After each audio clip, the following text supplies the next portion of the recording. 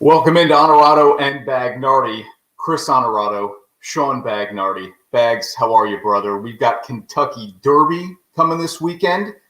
But of course, when it's the first day of the NFL draft, that really takes precedence over almost everything else. It's draft day. I should be excited. The problem is you're also going to make me talk about Jacob deGrom and the Mets' inability to win when he pitches. So you're going to ruin the buzz that I've got going today from the draft, but I'm still looking forward to the show nonetheless. Yeah, because your Jets pick number 2 overall tonight. We've got our mock draft coming up. We've got Chad Brown. I got my IP hanging out. We got Chad Brown, who has a horse in the Kentucky Derby. He also has a horse in the Kentucky Oaks on Friday. And we'll talk with Acacia Courtney to really give us the breakdown of this Kentucky Derby field and who she likes best. You're watching Onorato and Bagnardi. Bags. Let's get this thing going.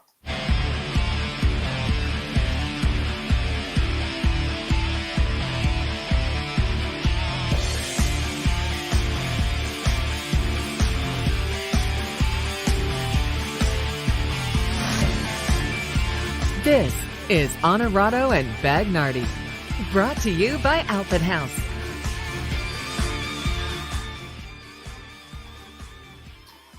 Onorato and Bagnardi, yes, brought to you by Alphabet House. Our thanks to all of our business partners on this show. You're watching us live on the News Channel 13 Facebook page, Twitter page, and YouTube. And of course, every Saturday night, you can find us on My 4 at 6:30. All right, Shawnee. So round 1 tonight, and you have said to me, this is the one that people really only hone in on. And then after Saturday is done, you kind of look back and say, okay, who did we get in rounds maybe 4, 5, 6, 7? 2, 3, I think a lot of NFL fans are still geared in on, okay, who did we get round 2, round 3? Still a lot of value there. But this, of course, is the jewel of the NFL draft weekend, round 1. The Jets with the 2nd overall pick. The Giants at 11, will they get a stud receiver? Will somebody fall that far to them? And then how active do we see teams getting in order to grab one of those top 5 quarterbacks, man? Tonight is going to be highly entertaining. I am ready. You have turned me around a little bit on draft hype and draft excitement. We now have our own mock drafts to show off to the people. And, dude, I'm excited about it, man. Let's get going here. All right, so how many quarterbacks do we think go in the top 10? There are 5 that everybody's saying will go tonight. Will all of them go in the top 10? Here is my mock draft for tonight. No surprise at number 1, Bags. And that, of course, is Trevor Lawrence, the quarterback out of Clemson, going to Jacksonville. Zach Wilson is an absolute lock as well to your Jets at 2. Here is where, if you're paying attention to things this morning, here is where it gets interesting. Because the Niners have used smoke screens, it feels like, all week long. Hey, we don't really know exactly who we're going to pick. Head coach Kyle Shanahan was like, we don't even know that everybody on this planet Earth is going to be alive come Sunday. So we can't guarantee anything at this point. I still believe it's Mac Jones, though, the quarterback from Alabama. That is why San Francisco initially made the trade all the way up to 3, was to get in position to take Mac Jones. So I think they're going to stick with that, even if they have fallen in love to some degree with a guy like Trey Lance or Justin Fields to this point. Kyle Pitts at 4. I'm not projecting a trade here. And again, Sean and I are not going to pretend like we absolutely know what is going to happen in this draft. Oh, so, good. You're not going to do that? Good. So if we're playing for fun here with a lot of these picks. Do I think there could be a team that trades up to 4 to get a quarterback? Yes. Do I think the Falcons could take a quarterback? Sure. All of that is possible. But I still think it's Kyle Pitts, the tight end from Florida, because Matt Ryan has 3 years left on his contract. Then at 5, you saw the way Burrow was injured last year. We know Cincinnati needs offensive line help, and they got some of it with a trade this week. But they could pick an O-lineman here. I think Burrow gets in the ear of everybody in that front office and says, look at what Jamar Chase and I did 2 years ago at LSU, setting all kinds of SEC passing and receiving records. Go get my guy from LSU, even though he sat out last year. Jamar Chase to the Bengals. And then I think Tua does the same thing, Bags, with the Dolphins brass. And he says, go get me one of my guys from Alabama. Devontae Smith is the Heisman Trophy winner. I think Jalen Waddle is the better, more explosive receiver. I think Miami goes for Waddle. And then I'm going to move down to 9, Shawnee, where you see Trey Lance to Denver. They need a quarterback. Even after trading for Teddy Bridgewater, I don't think they're set at that position. I think Trey Lance is the pick for the Broncos at 9 if he's still there. And then a little activity with Look at this. With New England moving up to get their guy, Justin Fields, at quarterback. So Bill Belichick gets a little aggressive, making a move up to 10 to get his QB. I like that. Kuiperado there showing off a little trade projection. Is it weird to you? Can you hear that, by the way? Can you hear that nice noise? Okay. So we've got some folks doing some work today on a concrete patio at the Bagnardi household. This was literally the only time they could come. So, yeah, good scheduling. We do the show There's nothing Thursdays I can do at about 10. It. There's nothing I can do about it. So listen, I'm with you on a lot of this. Do we have my mock draft? Can we pull it up? Yeah. All right. So what we've got here, Chris, I'm with you on Lawrence and Wilson. Okay. I mean, this is obvious, 1 and 2. And really tonight, the draft starts with number 3, right? So what's going to happen here with the excitement surrounding San Francisco? I'm with you. They want to get their quarterback there, but I'm thinking they have fallen in love with Justin Fields, and I'm going to take him there. And I've got us going quarterback to back to back to back here to start, my friend, the first 4, because I think Atlanta now, with Mac Jones available, will decide that's the route they're going to go. We talked about Matt Ryan's age on the show last week. Look, Pitts is great, and you certainly can't go wrong there, but it feels to me like they're going to want to be in a rebuild mode to some degree in Atlanta soon enough. And if Mac Jones is a guy they like, look, Devontae Smith was on ESPN this week really playing up his quarterback, and I think maybe people are listening. People are saying, like, yeah, he is the kind of guy who knows what everybody else is supposed to be doing around him, and he's a guy who has a high football IQ and a guy who can really make some noise. So I think Atlanta will get a quarterback at 4, and we're going to have 4 quarterbacks going in a row. You think I'm crazy? So then where does the 5th guy go? Does he go in the top 10 for you? Yeah, clearly he does. Yeah, he does. 7. So I would have Lance going to Detroit because I think they need a quarterback. So look, I've got then Pitts dropping to 5. Burrow, yeah, I mean, he's going to want a weapon for sure, but if Pitts is now dropped out of the top 4, I think he's too good to pass up on for Cleveland. I have Chase, big wide receiver, who is now the consensus number 1 receiver in this draft, going to Miami. There's Lance with the Lions. Sewell, look, he's a guy who could very well go to Cincinnati. You said they need O-line help, but I got him here at number 8. Micah Parsons, to me, without a quarterback available at 9 for the Broncos now, with all these guys going ahead of them, I think they're going to go defense and add the linebacker Micah Parsons out of Penn State.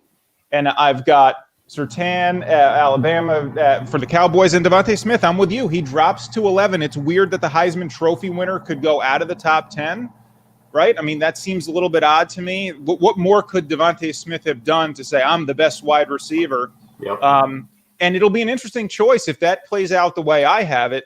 If Waddle and Smith are available there, which one do the Giants take? I've got it Smith right now. Ooh, so Smith over Waddle even at 11. Okay. I think so. And I think maybe no matter where, I think Chase will be the number 1 receiver. I think Smith will be the number 2 receiver. Yeah. Okay. Question here for you. You're a Jets fan.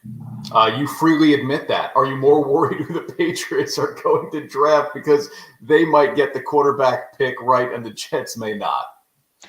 Yes. As a Jets fan, I'm always worried about New England. As long as Bill Belichick is there, I'm going to be worried about New England. As long as Kraft is involved in that team, I'm going to be worried about New England. So, yeah, maybe not a better quarterback, but just a better pick in general.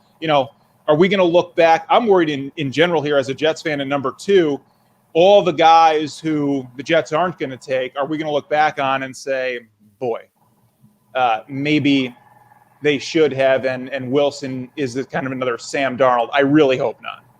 Okay, Bags, let me throw this back up here real quick. This is your mock draft. What did you tell me last week? You told me that all the projections and prognostications when it comes to the draft, it's a lot of hype and a lot of buildup. And we talk about all these quarterbacks going early in the first round. But you said to me that when it gets here, something changes and everything goes out the window. But you are following the script here with 4 quarterbacks going 1 through 4.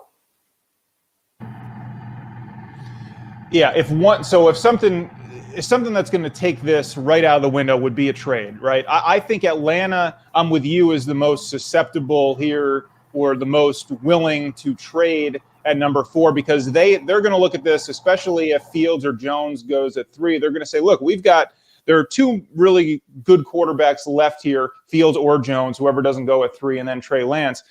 Team wants to move up. We're available. We're open to talking here. So I think a trade in the 4 spot could really make things interesting today. But I wouldn't be shocked if San Francisco surprised a few people with what they do as well. And I'm not exactly sure even what that means. But after 1 and 2, which are the sure bets, go, if they're sitting there and it's Fields or Jones, somebody else might be interested in that pick to move up to get the quarterback they want. And I wonder if San Francisco would consider a move at that point. Well, Todd McShay this morning is saying Trey Lance to San Francisco at 3 from what he has been hearing. So, yes, it all hinges really at 3 and then 4. Niners go first.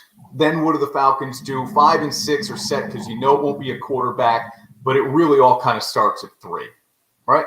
Yeah, well, listen, Carol Young, a loyal Onorato and Bagnardi viewer, says it sounds like a woodpecker. I'm glad it sounds like a woodpecker to you because to me here, it sounds like a jackhammer, which is exactly what it is. What happened, Chris, we're getting a concrete cement patio, stamped concrete Nobody cares. patio. Nobody cares. All they care about is that you're ruining the viewing experience for them. I'm ruining the entire show.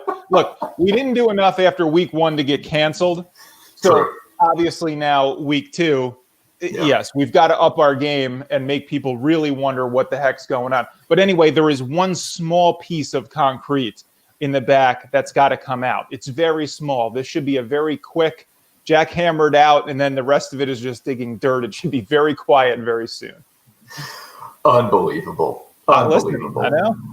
Yeah. All right, we'll have reaction to tonight's first round on Onorato and Bagnardi here on the News Channel 13 social media channels, wherever you follow us on Facebook, Twitter, or YouTube. Bags and I will break down some of the first round that happens here tonight. And I'm expecting some surprises for sure. Here's Ryan. No chance the Niners are trading up. I hope you're right with Fields. I keep hearing Mac Jones, though. Trade down after moving up. Yeah. And I don't think you were saying that would be the surprise, that they would move out of this spot, just what they might do with the pick. Because, like I said, there's so many smoke screens this time of year that it might be Jones, it might be Fields, and then all of a sudden out of left field, it may be Trey Lance, and everybody within the top 15 starts to scramble. I agree that would be highly unlikely that they would move out of that. That's not happening. Listen, it's draft day, man. It is draft day. You never know what team might really decide they want something and what they might offer up. Everybody's going to be listening, right? Everybody's going to be listening. You never know for sure. But yes, I agree with Ryan. That's a highly unlikely. And to your point, it is more about what they do with that pick that kind of starts the snowball effect of how things really get interesting tonight. Do you think 6 is the record? 6 quarterbacks taken in the first round of an NFL draft. That's a record. Do you think somewhere late in the first round a team moves back in to get a quarterback? Do you think there's another first round caliber guy here? I've seen a lot of projections where, Kyle Trask from Florida, Davis Mills from Stanford, that these guys are the next ones off the board. I don't know that a team gets desperate or aggressive enough to move back into the first round to get us a 6th quarterback off the board. Yeah, I don't think so. Honestly, I think some of these top guys might even be a little bit overrated. So, no, I'm not going to project others creeping in. Rockman wants to know about his Titans. Big Titans fan. Rock, I think after the loss of Corey Davis, can you get Tannehill another weapon? How about some O-line help? That would work as well. Pass rush was a major issue for Tennessee last year, a pass rusher. So those, I think, are the points of emphasis for Tennessee tonight in round one for sure. Billy Blake, is there more of an emphasis on quarterbacks now because of another game added to the schedule? Could see starters come out in the fourth quarter of games well in hand. Yeah, but I think, Billy, most teams will be comfortable with who they have as their backup as opposed to we've got to draft a guy this year just so we have some kind of backup to fill, like you said, a fourth quarter blowout, or maybe even play a week 18 game when there may not be much of a playoff push at hand for our team. That's my thought on that. Do you put the backup quarterback position in terms of importance ahead of any starting position? Like, it's more important for you to have a backup quarterback than X? No. Okay. All right. And you don't think that would change, to Billy's point here about, the added game? Now we've got to worry about our starter even more. No. You like to have a capable backup, but generally, Shawnee, in this league, if you're playing your backup quarterback, you're not winning playoff games. I know there are exceptions. People are going to throw Jeff Hostetler and Frank Reich at me. I get it. But as a general sense of things, if it's the backup, you're not going far in the playoffs. Okay. Listen, watch Atlanta, though. Watch Atlanta. I'm telling you, they could take a quarterback today, groom that person, whoever it is. That's a good opportunity to still have a guy the caliber of Matt Ryan, with the experience of Matt Ryan, who you can bring a guy up under his wing a little bit. Most times that high up in the draft, right? You're trying to get your starter, your quarterback of the future, who might have to then get a lot of time the very next season. Well, that might be an opportunity for them to bring in somebody and get them sort of trained up with that kind of experience and knowledge from a guy like Matt Ryan that you really can't get anywhere else. A little more than 48 hours from the Kentucky Derby, Bags, and we've got Chad Brown, who, of course, we bother a lot in Saratoga season. But now that he's got such a good horse in the Derby, we're going to bother him this morning. We're back in 30 seconds with Chad Brown on Onorato and Bagnardi. Nutrition is 80% of a healthy lifestyle. With 4 locations on the 518, Bold has you covered. Delicious? I think that's a yes. It's never been easier or more affordable to eat healthy. Salads with 17 dressings to choose from. Acai bowls with unlimited toppings.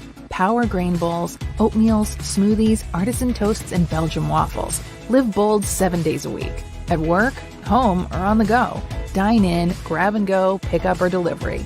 Live bold, eat bold. And now, back to Onorato and Bagnardi. Brought to you by Alphabet House. All right, Bags, it is Derby weekend, and man, we are so thankful to be joined by Chad Brown here on Onorato and Bagnardi. Chad, thank you for taking time out of what I know is a crazy busy schedule for you. It's good to see you, man, and I'm happy we're bugging you first weekend in May because that means you've got a Derby horse. How are you? That's exactly right. Thanks for having me, guys. How do we feel about highly motivated? I went back and watched the Bluegrass again this morning just to put it back in my brain from a few weeks ago. And, man, those were 2 really good horses in the stretch just going at one another. How has your horse been training since, Chad? Yeah, he's been training really good. It was a tough race. He nearly got it done there, and he got beat by a really good horse, the Derby favorite. So no disgrace in that. He bounced out of it good. He's been training super. I think he got a lot out of that race. He's only run twice this year, so I think we have him where we need to be to try that 1.25 miles. So, Chad, what has to happen then for him to win? What has to go right during the race? What kind of ride do you need to get to the finish line at number 1? Yeah, I think the most important thing is the break. He's got to get out of there, out of the gate, and get a good forward spot. If he breaks with the field, he's got enough natural speed from that 17 post, I think, to cruise up there and then hopefully get over when the turn comes, don't want to get hung too wide going 1.25 miles here in this race. And then from there, if he secures a spot, then it's just really up to him to see if he's good enough and have a clean trip the rest of the way. But I feel like we'll know what kind of chance we have after they come off that first turn and what kind of position he gets. Chad, what will the fan experience be like? I know it isn't exactly what we're used to on a Derby weekend, but it will be similar to what we want. And I know up in Saratoga we will have fans, so you and I won't have to talk too much about it being an empty place and how kind of sad that is. What will the experience this year be like now that we're back to the first Saturday in May? Yeah, it's a pretty good feeling, and I'm really looking forward to it. I've been here now for a couple weeks to prepare the horse and our horse for the Oaks as well. We have a good Kentucky Oaks with a horse named Search Results, and every day that I'm here, I see more and more people coming in, and it's getting back to normal.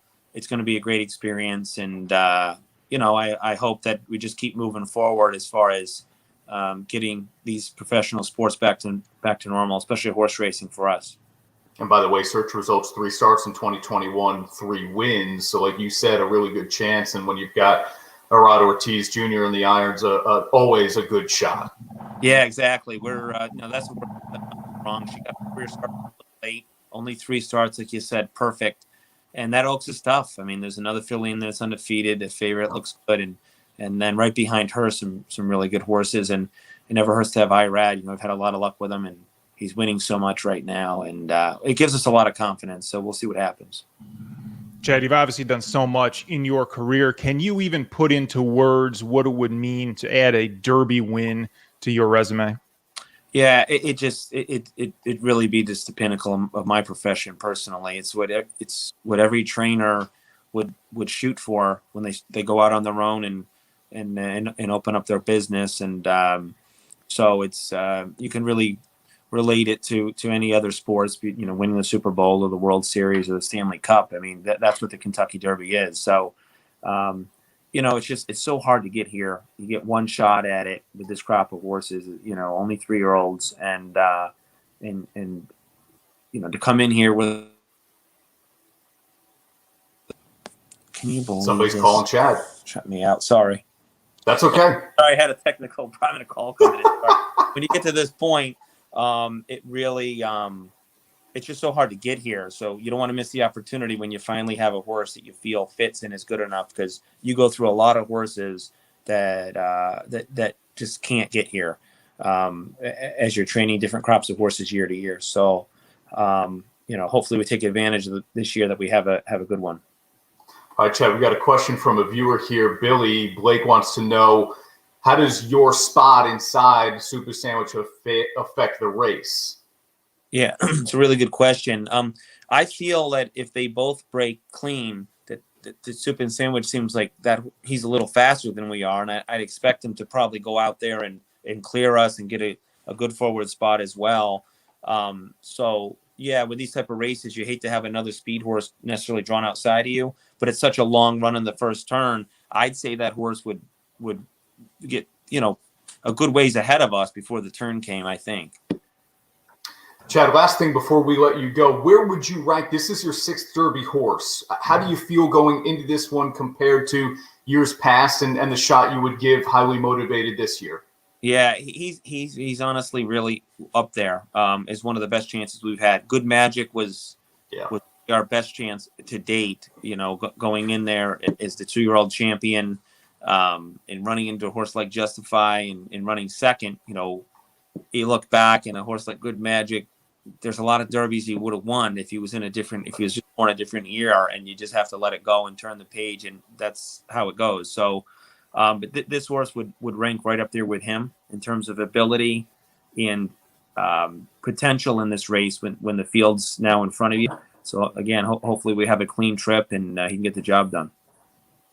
Chad, we so appreciate the time, man. We know you're busy. Good luck starting Friday, and obviously we're only talking about the Oaks and the Derby, but undercard races as always, man. Enjoy the weekend in Louisville. Good luck to you, man. Thank you. Thank you so much. Thanks for having me.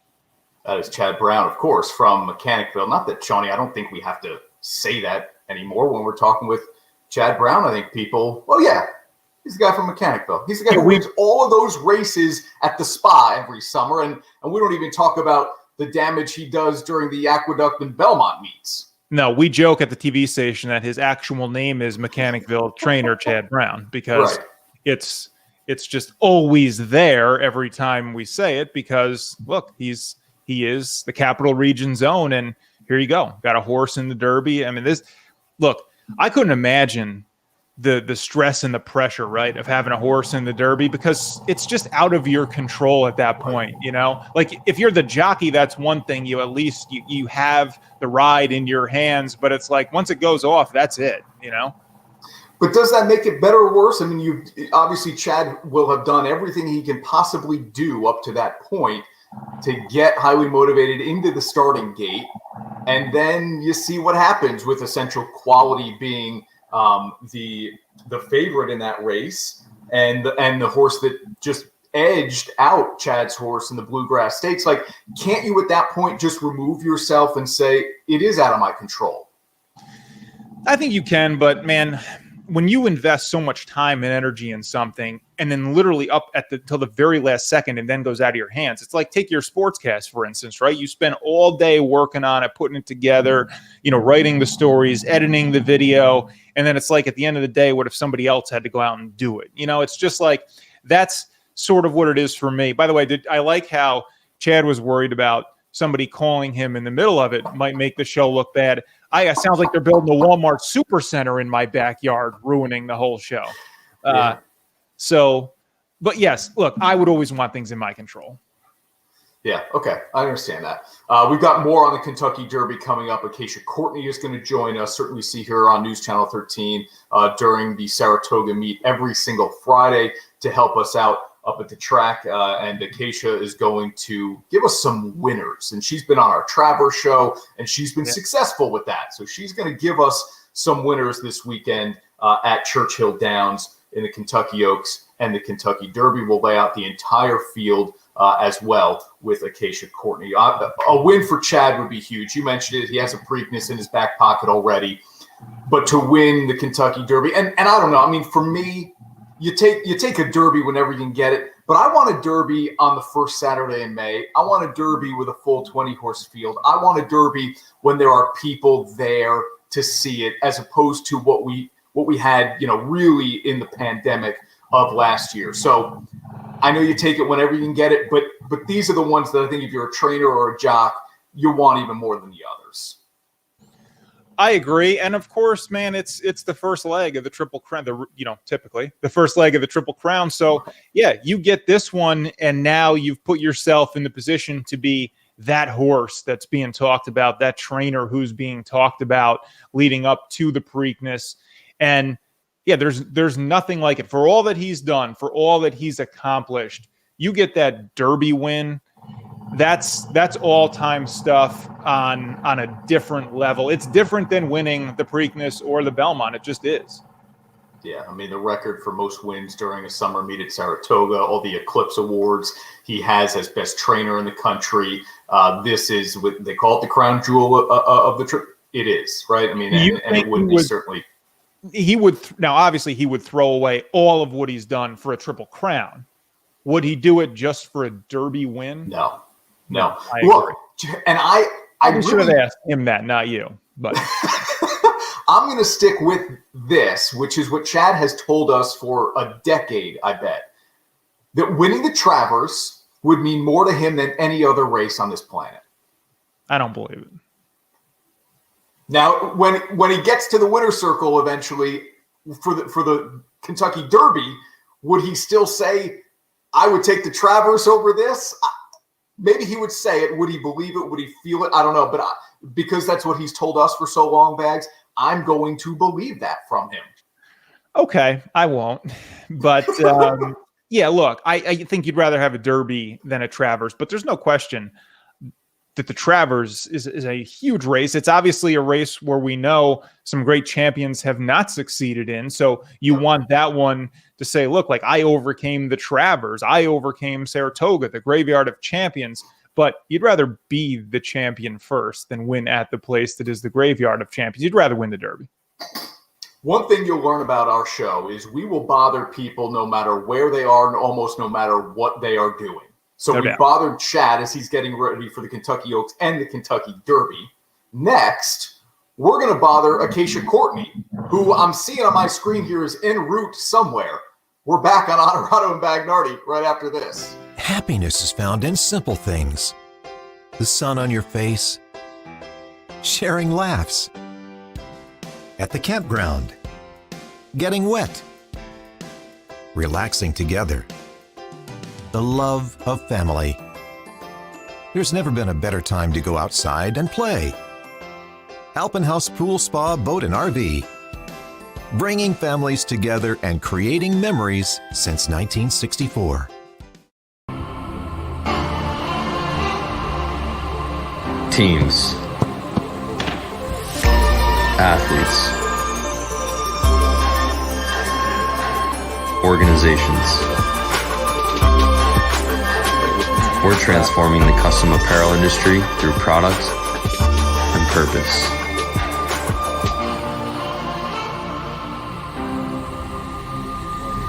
Claim your crown.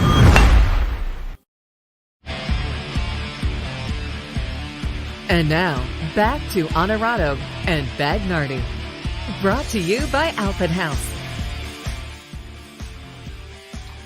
All right, Bags, we have said it, man. It is Derby weekend, and Acacia has got the phone set up, and she's driving somewhere. This is next level.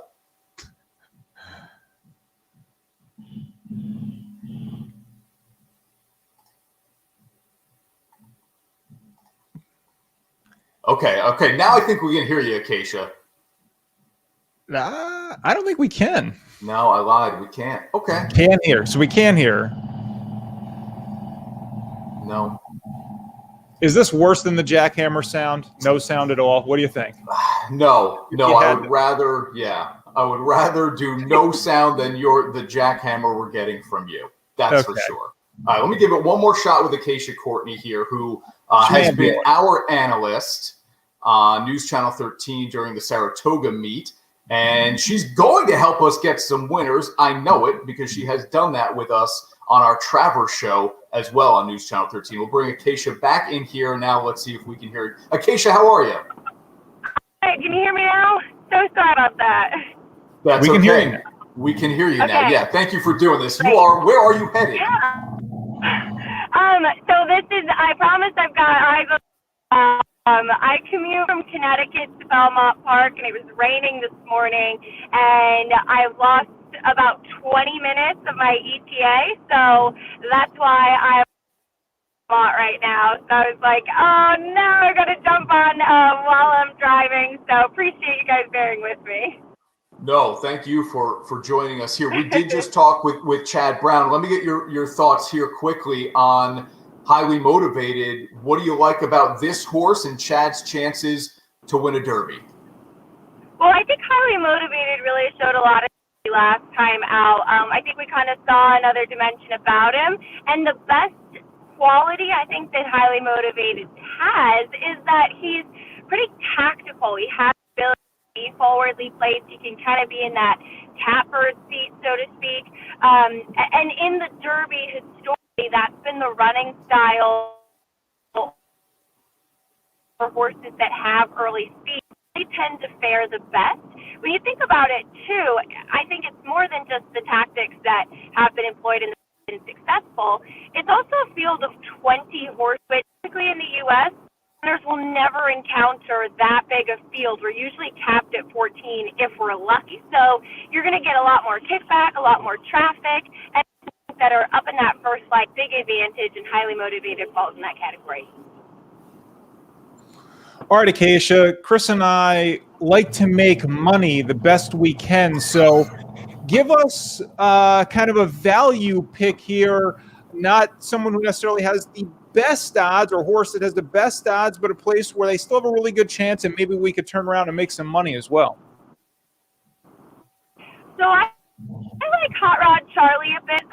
He's 8-1 on the morning line. I think that he's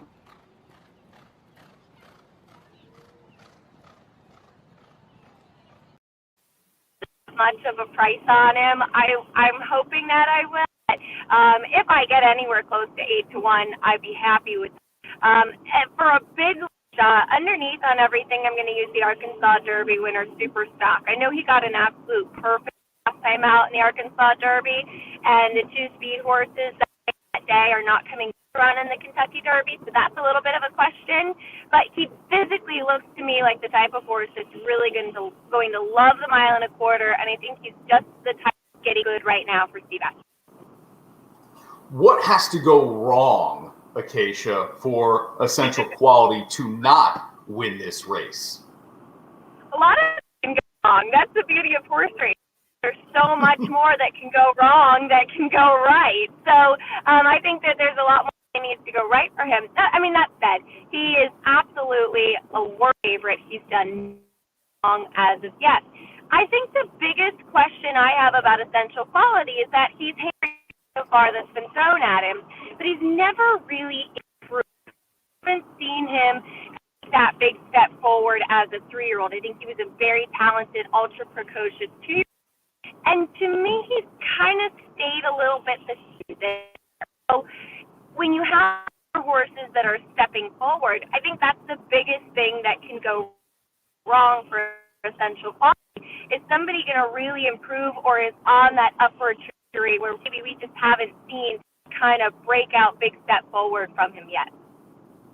Okay, Acacia, get to Belmont safely. We will let you go. Thank you for doing this in your car, above and beyond the Call of Duty here on our show. Thank you.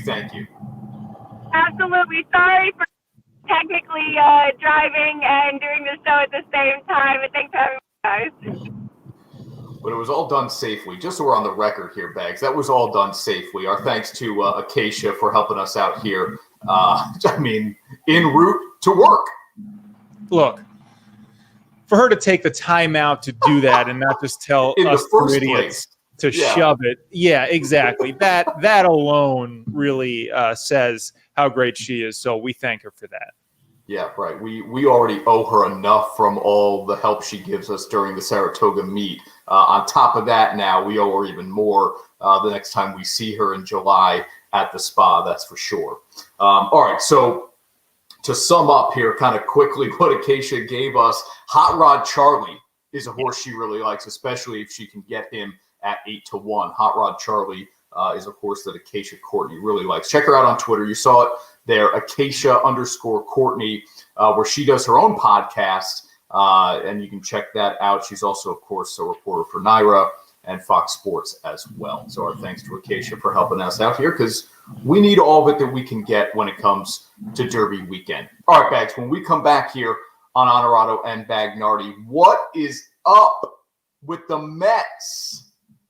Bags is frustrated. He was texting me. He texted me something ridiculous last night about what he would do with Jacob deGrom if he were the general manager of the New York Mets. I cannot wait to get after him about this. And we'll give you a better comparison to what deGrom is historically doing than what everybody else is talking about. Everybody else is talking about 1985 Dwight Gooden. They're off the mark. The best comparison for deGrom is a different pitcher. We've got that next, right here on Onorato and Bagnardi. At Marcella's Appliance Center, our commitment is to you, providing essential appliances that families depend on for cooking, refrigeration, cleaning, and sanitation, plus appliance repair. You can have peace of mind that Marcella's is here for you today and every day, like we have been since 1957, helping you make the right choice with trusted brands like Whirlpool, Maytag, KitchenAid, Genair, and many more. Shop Marcella's Appliance Center in-store, online, or by phone. We're here for you. Depressed, overworked, job sucks, underappreciated. When life sucks, just say Dillagaff. Our clothing line puts the FU back into fun. Nothing will give you greater satisfaction. Dillagaff isn't just an attitude, it's a lifestyle. Some people ride the crazy train, we drive that mother. Check out our selection at DillagaffUSA.com.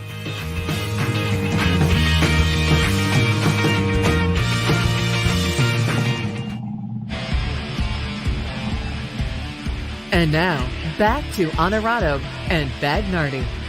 Brought to you by Alpin House.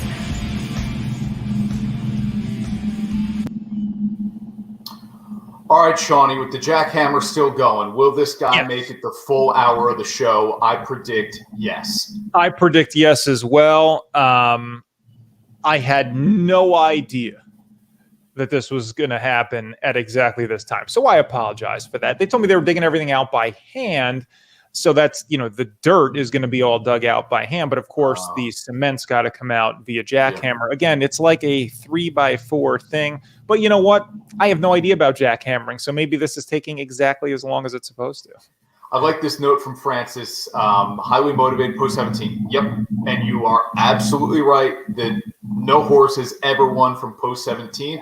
Shawnee, this is your kind of stat and number that you'll love to get after. Why shouldn't we care? We shouldn't care because horses have won from 16 and 19 and 20. Who cares?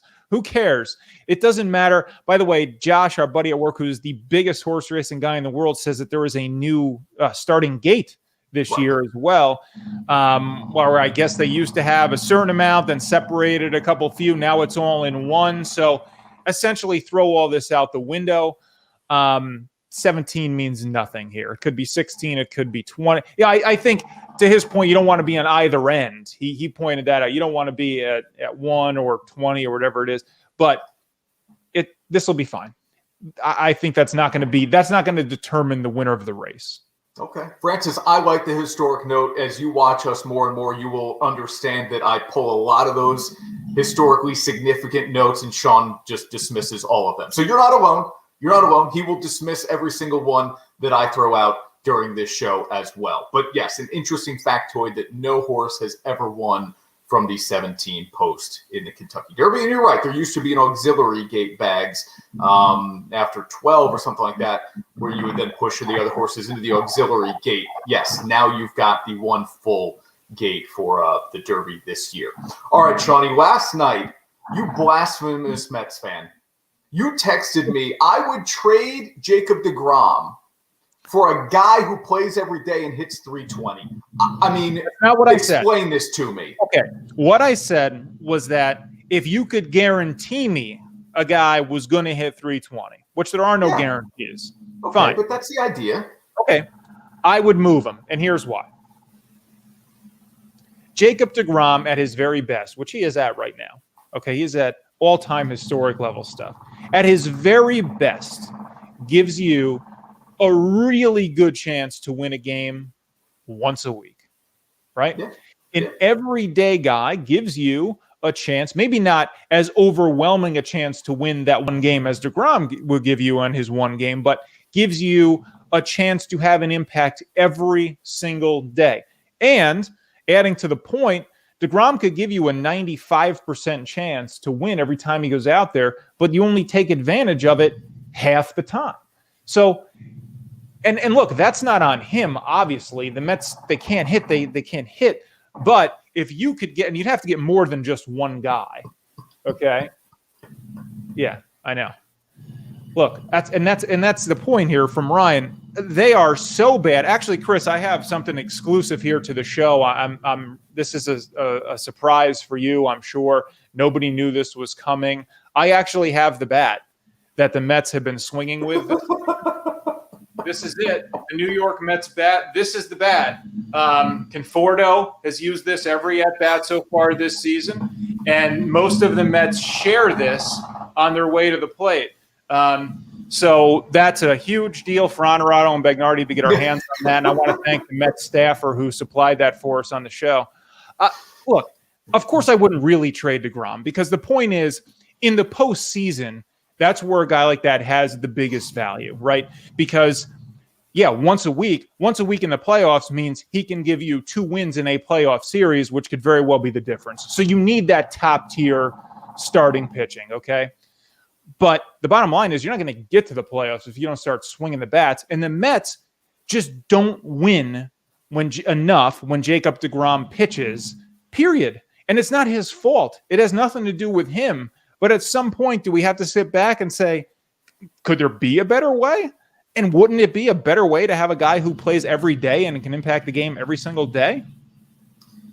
How about this stat, Bags? And this is from a buddy of mine who I've talked to in the past on the radio, Ryan Spader. He's on Twitter.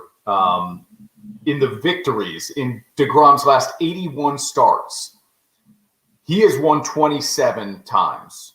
He's had an ERA just a shade over 1. Absurd. There were 54 games he did not win. Now, that's either a loss or a no decision. 54 of them. And he had an ERA of 2.5. Right. So we're going to throw up some insanity, right? Yes, I know. I get it. But you've got new ownership now. He's 33. You can't now move him. And to Ashley's point, we threw it up on the screen there. She would trade him for only three guys. It had to be 3 guys who had 320. And this isn't the NFL. You can't get future round picks that make such a difference for your franchise if you trade a guy like that. It's always a player for a player. And I said to you, unless it was Trout, Acuna, or Soto, I would not move Jacob deGrom. All right, here's a little bit on. I'd move him for one of those guys. Well, yeah, I would too. Okay, I would too. Okay, but I think a lot of teams wouldn't. Yeah, you're probably right.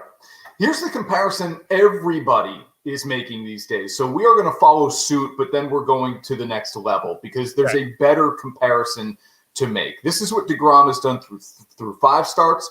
Compared to Gooden's Cy Young season in 1985 when he was just absolutely lights out. I mean, look at deGrom's whip. And then for fun, look at the ERA too. Then just for fun, we wanted to throw his batting average in there because before last night he was hitting 5-something. Now he's down to 462 after taking an 0 for 2. Yeah, it's bad when he's also the best hitter on the team. That's not a good sign. But yes, the thing here that really stands out, well, 2 things. Obviously, the wins for Gooden, and that's at a different time where guys could really accumulate that number of wins. But at the same time, 24-4. I mean, that's just incredible. This was Doc's best season, obviously, with the Mets.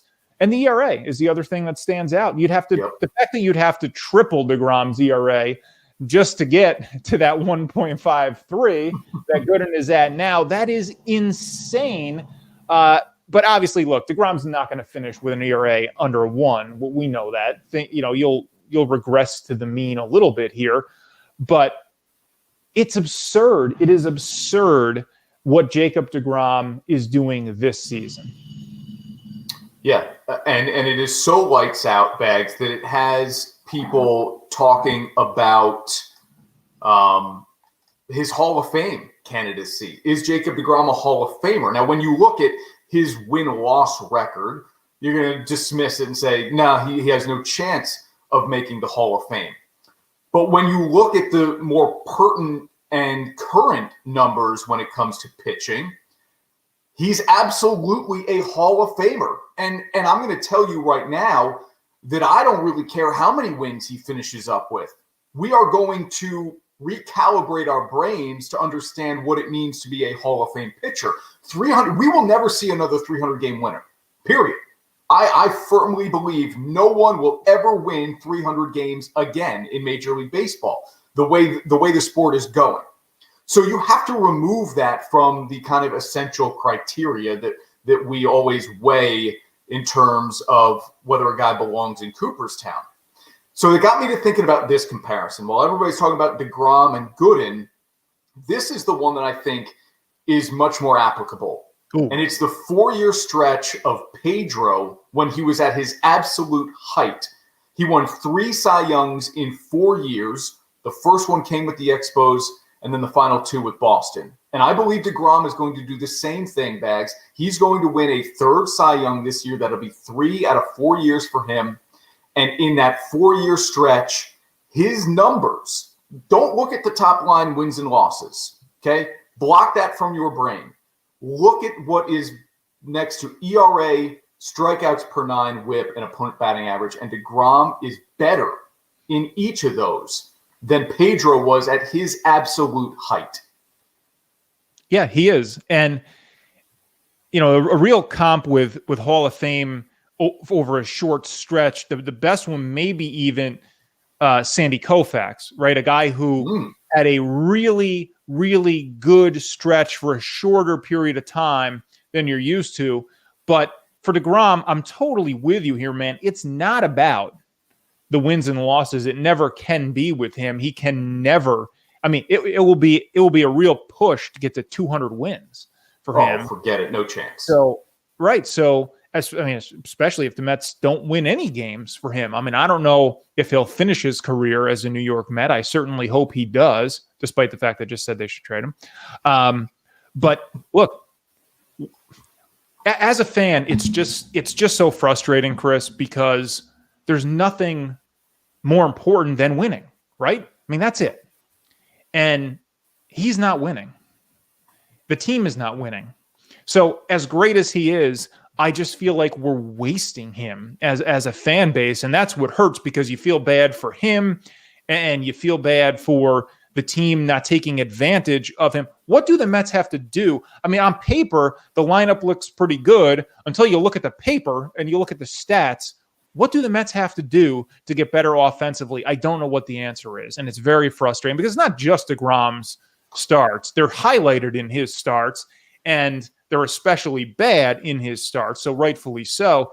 But this is not a good offensive ball club. Yeah, and look, I mean, you thought kind of Lindor would be the reason why things would turn around for the Mets this season, and it just hasn't happened. And we're a month into the season, and I always say, when you get to Memorial Day, that is who you are. So if you're 7 games out, like that is probably who you are for the entire year, unless you've got a guy who's injured, unless you're going to make some sweeping deadline deal. I really believe a 2-month sample of the season is enough for us to say, we're probably not a playoff team, or this is who we are, and thank goodness we're in a division that isn't all that great. And by the way, the NL East isn't going to get away from anybody anytime soon, because the 2 top teams are 500 teams. Go ahead. No, I was just going to say Lindor has been a disappointment, of course, but I'm still waiting around on him. I'm not going to panic here after a month. I'm not going to drive down to Citi Field and boo him if he takes an offer, but it's got to get going at some point, because obviously it's all highlighted with him because of the money, and we understand that. You got to let the guy get used to a new setting, get used to a new league, get used to new pitchers. He's good enough where I still believe in him to turn things around. The other guy, I mean, I'm more worried about a guy like Conforto, for instance, a guy who you would expect to be a huge player in this lineup. And now it's like, we just don't know what we're going to get from him. Nimmo has been a good surprise. And then after that, it's like, boy, what do we have? So I'm not going to panic yet on Lindor, but I am panicking overall on this offense just 1 month in. And Conforto is in a contract year. All right, last week I tried to convince you that Julius Randle should be talked about for NBA MVP. Mm-hmm. Today, can I convince you that one of these 2 pitchers should be talked about for MVP? We showed you the deGrom numbers earlier. Here they are again, but now side by side with what Shohei Ohtani, the only 2-way player in Major League Baseball, is doing. For me, Ohtani is the MVP of the American League to this point, and I'm going to give it to deGrom because we're only a month in and the Mets are not out of it. Now, you know me, and for people who are seeing us for the first time, I don't believe you can be an MVP on a team that does not make the playoffs. To me, it's most valuable player. If you don't make the postseason, what's the value? If you lose 100 games or you're just 1 game out of making the playoffs, you're still not in the playoffs. So as of today, Bags, I would give the MVP to both deGrom and Ohtani. Okay, well, to your playoff argument, I can say then you're making my argument for why you should trade Jacob deGrom, because what's the value? If you're not getting the wins on the back end, what's the value? You're sort of making my own case there about what are we going to prioritize? It's got to be winning. That's what it's all about. And look, the Mets aren't winning enough.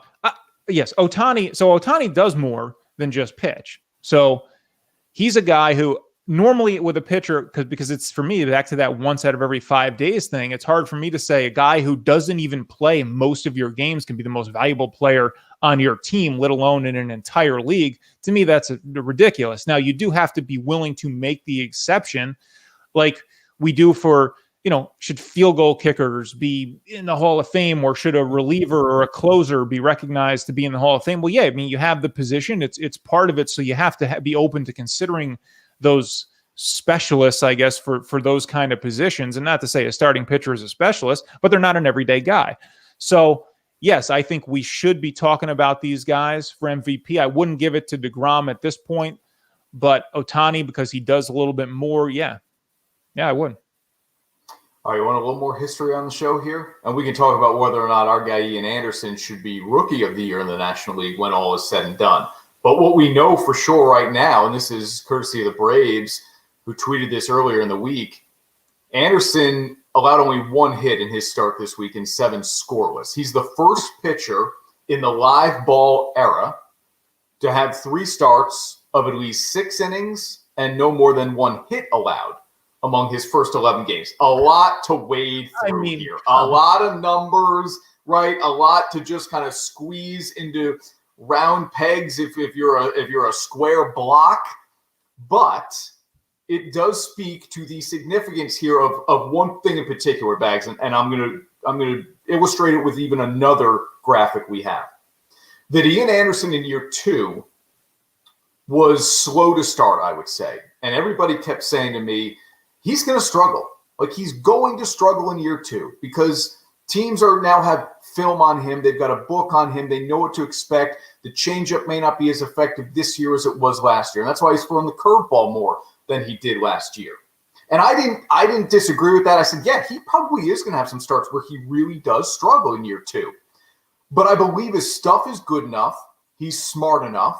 He's strong enough mentally to kind of deal with some of that stuff and then come back and adjust to what hitters are doing. And that's why now you see his last 2 starts look like this. I mean, for me, it's like every starts are coupled. Like every sample size should be coupled for a pitcher. And these are the last 2. So if he had a rough 2, you come back. The first one being good isn't necessarily an indicator that the second one will. But when I get 2 together the way Anderson has, to me, that shows, okay, he has now figured some things out to counteract what offenses are doing around the league. No doubt. And that's what it was always going to be about for him in year 2. You knew the league was going to make the adjustment, like you talked about. You knew there was going to be a scouting report. You knew the pitchers and all the pitching coaches around the league were going to take note. All the hitters, rather, and hitting coaches around the league were going to take note about what they can do to hit this guy. And look, we saw him on a very big stage last year, so he was not going to fly under the radar, and he performed very well on that stage. So it was always going to be about his adjustment back. How was he going to adjust to the adjustments? And he's shown, especially of late here, that he's capable of doing that. And if he keeps putting up those kind of numbers, he's going to be a key guy, if he isn't already, for this Braves team moving forward. So he's been great. Back to that tweet, I mean, it's too much for me. This is one of the things about baseball, man. Look, you can look at that and say, that's great. Those numbers are great. But what I mean is that, also on Tuesdays when it's a day game and it's between a new moon and a half moon, I mean, come on. It's ridiculous how far you can extrapolate some of these things out. That's not taking anything away from it. But I'm not going to put the stock once you go beyond like 1 or 2 levels of like, wow, that's like really impressive. Those numbers are good, period. Those numbers are good. He's playing well. That's what you can take from that. To look at that and say, wow, that's some sort of historic I'm not going there.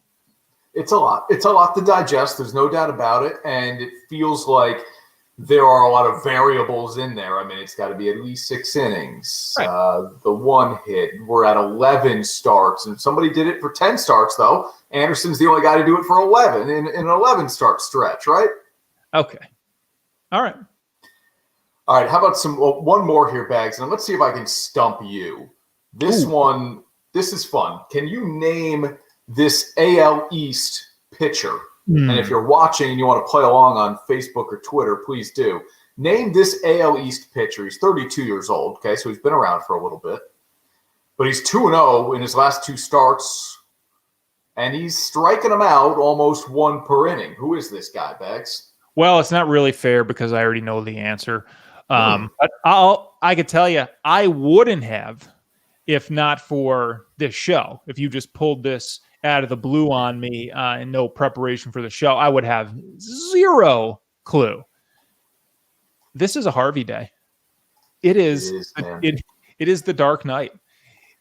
I mean, no, the fact that Matt Harvey is sitting here winning games and Jacob deGrom is not, it makes you wild. It makes you want to go wild as a Mets fan. I thought this guy was done because when he was at the end of his reign as the Dark Knight with the Mets, he was done, and he's not done. He's playing pretty well. He's got a little left in the tank, but you know what? With him too, though, now there's zero pressure at all. He doesn't have to live up to being Matt Harvey, which I think is a big part of it for him. He can go out there and just play baseball, which he can still do at a decent level from time to time. I wouldn't expect these numbers to pan out over the course of the season.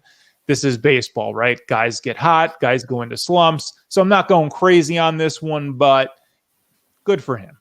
And how many teams is he realistically pitching for that aren't named the Orioles? Maybe a handful of teams would take a flyer on him at the beginning of the year to see if he's got anything left in the tank, right? But not a lot of teams we're going to say, yep, we're going to give Matt Harvey a spot in our starting rotation. No, but that doesn't mean you can't take advantage of it. Still show you've got a lot left. Oh, no doubt. I mean, that's like Carmelo Anthony, right? It's like the guy couldn't get a job. And it's like, wait a minute, he can still play basketball a little bit. Maybe this guy can pitch a little bit too, when especially he's not under the bright lights of New York, doesn't have that pressure to have to live up to being Matt Harvey. So good for him. I want to recap our mock draft, which we did at the top of the show, Bags.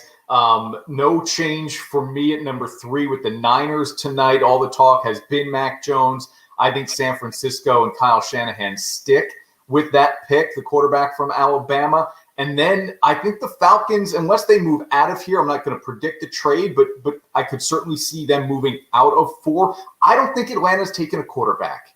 Okay, I know they have a new head coach. I know they have a new general manager, and I get that would make all the sense in the world, get their guy in there. But I just don't get the sense it's going to be a QB. I think it's going to be a weapon for Matt Ryan, and so I'll take Pitts, the tight end from Florida. You got to go all the way down to 9 to get the 4th quarterback off the board. And I know people will say, no, Trey Lance or Justin Fields are going to go sooner than that. I've got Lance to the Broncos at 9. And then Belichick making a move up to 10 to get the quarterback from Ohio State. And to round things out here, just because it's the Giants, we do the top 11. Shawnee, Devontae Smith, the Heisman Trophy winner, because his teammate Jalen Waddle I have going earlier in the top 10. Yeah, Fields just feels too low for me all the way down to 10. You didn't really have a ton of defensive guys at all, right? You only had one in your top 10 there, top 11? Only one, yeah. Only one. Patrick Surtain, Yeah, which could very well happen. I've got Surtain here at 10 to the Cowboys. But for me, I think Atlanta will take that quarterback. But I'll say this, it's got to be their guy. It's got to be a guy you think, okay, this is our guy. Don't just take a quarterback to take one. So maybe not, and maybe they do trade out. I think if there's one pick that does get traded in the top 10 or 11, I would think it might even be this Atlanta pick. But if Pitts is there, I know a lot of people, including you, have him going there. For me, I am just going to say they go to the quarterback because Jones will be available, because I've got Fields going 3. So we'll see how that plays out. It all really starts with San Francisco tonight and goes from there. Yeah, exactly. Look, as a Jets fan, even if you don't, I guess, love the idea of Zach, you know what's coming tonight. The Jets can't surprise you or disappoint you in any way tonight. You know it's Zach Wilson too. If you're a Giants fan in the area, you can get excited about there being one of those receivers potentially that falls to you, and you team him up with what you've already got there for Daniel Jones. It looks like Saquon Barkley is on track, Bags, to be back for week 1. So a lot of good things happening with the Giants offense, and maybe one more thing here tonight. Yeah, and Saquon is still, to me, their most important player. You get him right, you get him healthy, you add another weapon here for Daniel Jones, and the Giants are certainly headed the right direction. All right, you can watch us every Saturday night as well. Onorato and Bagnardi on My 4 at 6:30. It stopped. Yeah, good. Just as we're saying goodbye. I mean, unbelievable. Well, go check to make sure you still have a backyard. Yeah. Carol said it sounded like a woodpecker. It like the size of a polar bear, maybe.